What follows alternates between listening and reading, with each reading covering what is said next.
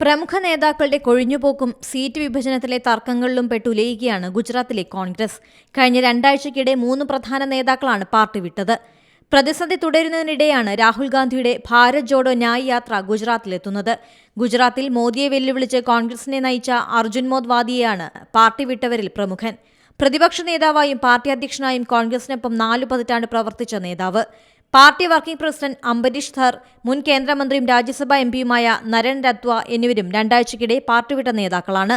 രാഹുൽ ഗാന്ധി ഭാരത് ജോഡോ യാത്രയുമായി ഗുജറാത്തിൽ പ്രവേശിക്കാനിരിക്കെ രാമക്ഷേത്രത്തിലടക്കം കോൺഗ്രസ് നിലപാടിനെ വിമർശിച്ചാണ് നേതാക്കൾ പാർട്ടി വിടുന്നത്. സംസ്ഥാനത്തെ 7 ജില്ലകളിലെ വിവിധ ആദിവാസി വിഭാഗങ്ങളുമായി രാഹുൽ ഗാന്ധി സംവദിക്കും. ഇന്ത്യ സഖ്യത്തിലെ ധാരണ പ്രകാരം ആം ആദ്മി മത്സരിക്കുന്ന ഭറൂച്ചിലൂടെയും ജാഥ കടന്നുപോകുന്നുണ്ട്. ഭാരത് ജോഡോയിൽ പങ്കെടുക്കുമെന്ന് ആം ആദ്മി ഗുജറാത്ത് നേതൃത്വം വ്യക്തമാക്കി. സൂറത്തും നവ്സാരിയും കടന്ന് മാർച്ച് 10-ന് ജാഥ മഹാരാഷ്ട്രയിലെ നവ്ഗാമിൽ പ്രവേശിക്കും. National desk, C Malayalam news. പുതിയ വാർത്തകളും വിശേഷങ്ങളും ഇനി വിരൽ തുമ്പിൽ. എല്ലാ ഡിജിറ്റൽ പ്ലാറ്റ്ഫോമുകളിലും ഇപ്പോൾ സി മലയാളം ന്യൂസ് ലഭ്യം.